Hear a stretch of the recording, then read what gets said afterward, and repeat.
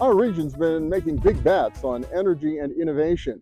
In fact, it's a core strategy of the Allegheny Conference as the organization works with private and public sector partners to position our region's economy for the future. And to a degree, it's already paying off, in part because of the confluence of AI and energy, and our region's strengths in both. In July, Senator Dave McCormick convened an AI and Innovation Summit in Pittsburgh, and companies stepped up to make more than $90 billion in investment pledges across Pennsylvania, with an estimated $21 billion here in our region. The public and private sector leaders who joined the Allegheny Conference-led fly-in to Washington, D.C., heard from Christopher Guth of the U.S. Chamber's Global Energy Institute about the opportunities and the challenges ahead. I mean, we haven't seen electricity demand growth in a generation and a half. And now we're seeing that growth starting to happen, fueled by the data centers, fueled by the manufacturing facilities. And right now, it's difficult to bring new electrons online as fast as demand is going up because of the permitting obstacles. The delegation from the Pittsburgh region also heard from Anthony Pugliese, director of the Office of Technology Commercialization of the U.S. Department of Energy. As we continue to see the demand for electricity and energy continue to go up, we need to identify how we're going to support those demands. I think we can argue whether we're meeting those demands for today, but certainly as we look forward to tomorrow, we need to ensure that reliable baseload firm generation is not lost from the power grid.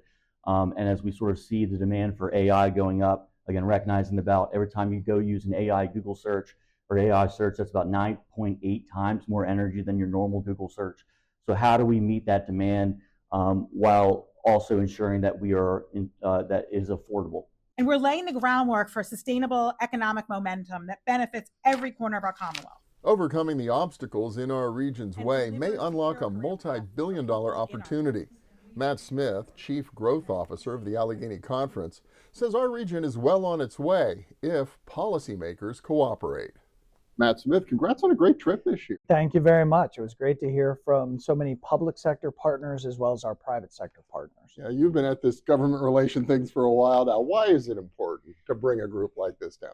Well, first and foremost, federal policy, smart policy, strategic investment is one of the keys that unlocks business attraction, business investment. And so we're down here to talk to our federal policymakers about the importance of issues like permitting reform, about the importance of strategic federal investment in southwestern Pennsylvania. And when we're able to do that, not only through the Allegheny Conference voice, but through the voice of our industry leaders, our C-level leaders who serve on the board, it really has a huge impact with both policymakers inside the Trump administration, as well as members, senators, Senator McCormick, Senator Fetterman, as well as House members in our congressional delegation. There really seems to be a sense of optimism this year among the group. Huge optimism.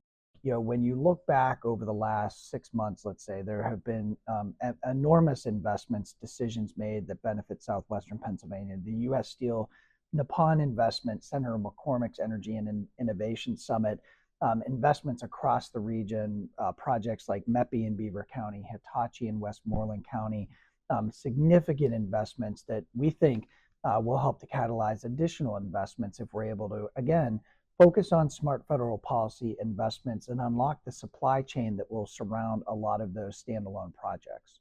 Well, is that not the key, smart policy? Because are these investments a done deal?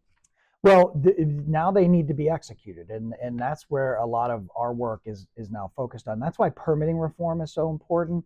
It shouldn't take longer to permit a project than to build a project. And we're very focused on getting permitting reform done at the federal level, much as it has been done through bipartisan support of the legislature and the governor at the state level, but permitting reform to ensure that projects like the ones that were announced at the Senator McCormick Summit, like the ones like Homer City that were announced before the summit, we want to make sure that those projects get up and out of the ground as quickly as possible, because then we're on to the next project, then we're on to the supply chain, and we want to make sure we capture as much of that investment as possible. Are you finding interest here in DC around these issues? A huge interest. And I think one of the reasons is that our federal policymakers are the folks we've brought down see the opportunity over the next couple of years within AI and energy, within manufacturing in southwestern Pennsylvania, within life sciences and robotics within Pennsylvania. It's specifically the Pittsburgh region.